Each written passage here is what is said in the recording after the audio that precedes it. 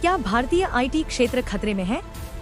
AI से जुड़ी एक रिपोर्ट में इन्फोसिस, टीसीएस और विप्रो के लिए चौंकाने वाली भविष्यवाणी की गई है। सिट्रिनी रिसर्च की वायरल रिपोर्ट, जिसका शीर्षक है 2028 का वैश्विक खुफिया संकट, ने अर्थव्यवस्था के भविष्य पर गहन बहस छेड़ दी है। यह रिपोर्ट एक काल्पनिक प्रलय की स्थिति का विश्लेषण करती है, जिसमें तीव्र एआई स्वचालन के कारण 2028 तक बड़े पैमाने पर बेरोजगारी और वित्तीय अस्थिरता उत्पन्न हो सकती है। यह विशेष रूप से चेतावनी देती है कि टीसीएस, इन्फोसिस और विप्रो जैसी भारतीय आईटी दिग्गज कंपनियां खतरे में हैं, क्योंकि एआई संचालित स्वचालन से उनके व्यावसायिक मॉडल के नष्ट होने का खतरा है।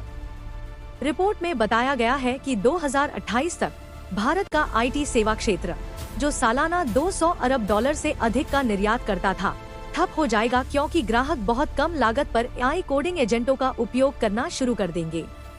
रिपोर्ट में कहा गया है, पूरा मॉडल एक ही मूल्य प्रस्ताव पर आधारित था। भारतीय डेवलपर्स की लागत उनके अमेरिकी समकक्षों की तुलना में बहुत कम थी, लेकिन एआई कोडिंग एजेंट की सीमांत लागत घटकर लगभग बिजली की लागत के बराबर हो गई थी।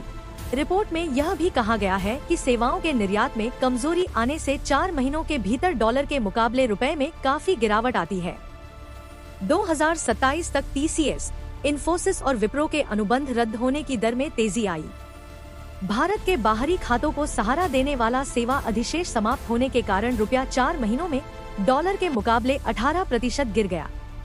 2028 की पहली तिमाही तक आईएमएफ ने नई दिल्ली के साथ प्रारंभिक चर्चा शुरू कर दी थी। कोई प्राकृतिक ब्रेक नहीं।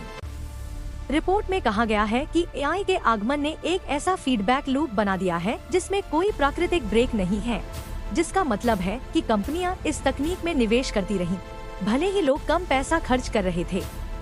इसमें कहा गया है, एआई बेहतर और सस्ता हो गया।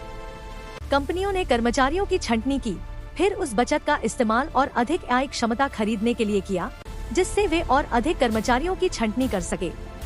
जिन कर्मचारियों की छंटनी हुई, उनका खर्च कम हुआ।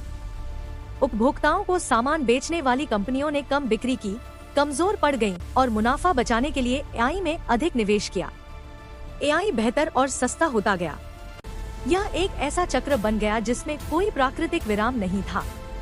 इस स्थिति में विडंबना यह थी कि एआई के क्षेत्र में अग्रणी कंपनियां जैसे एनवीडिया और टीएसएम अच्छा प्रदर्शन करती रहीं, जबकि जिस अर्थव्यवस्था में वे बदलाव ला रही थी, वह बिगड़ने लगी। एनवीडिया अब भी रिकॉर्ड राजस्व अर्जित कर रहा था। टीएसएम अब भी 95% से अधिक उपयोग पर चल रहा था। हाइपरस्केल कंपनियां अब भी डेटा सेंटर पूंजीगत व्यय पर प्रति तिमाही 150 से 200 अरब डॉलर खर्च कर रही थी। ताइवान और कोरिया जैसी अर्थव्यवस्थाएं, जो इस प्रवृत्ति के प्रति पूरी तरह से विपरीत थी, ने जबरदस्त प्रदर्शन किया।